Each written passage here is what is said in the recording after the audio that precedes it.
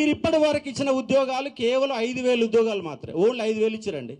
5,089 ఉద్యోగాలు డిఎస్సికి యాడ్ చేశారు. అది మీరు ఇచ్చిన నోటిఫికేషన్ కాదు. యాడ్కు ఉద్యోగాలు పెంచిన వాటికి మాత్రమే మీ లెక్క.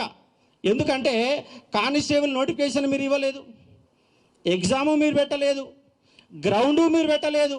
ఏది పెట్టకుండా ఉద్యోగాలు మీ ఎట్టయితాయి? నియామక పత్రాలు మాత్రమే చేస్తే ఉద్యోగాలు మీ అకౌంట్లో పడతాయా? లేదు.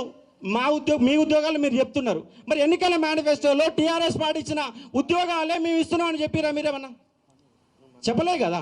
వాళ్ళు ఇస్తున్న ఉద్యోగాలు మేము కల్పిస్తామని ఎక్కడ చెప్పలే.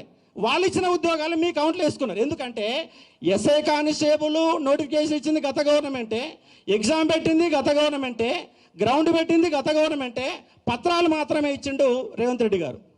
రెండో అంశం, గురుకులాలు 9,000 ఉద్యోగాలు వేశారు. 9,000 ఉద్యోగాల సంబంధించి ఎగ్జామ్ పెట్టింది గత గవర్నమెంటే, నోటిఫికేషన్ ఇచ్చింది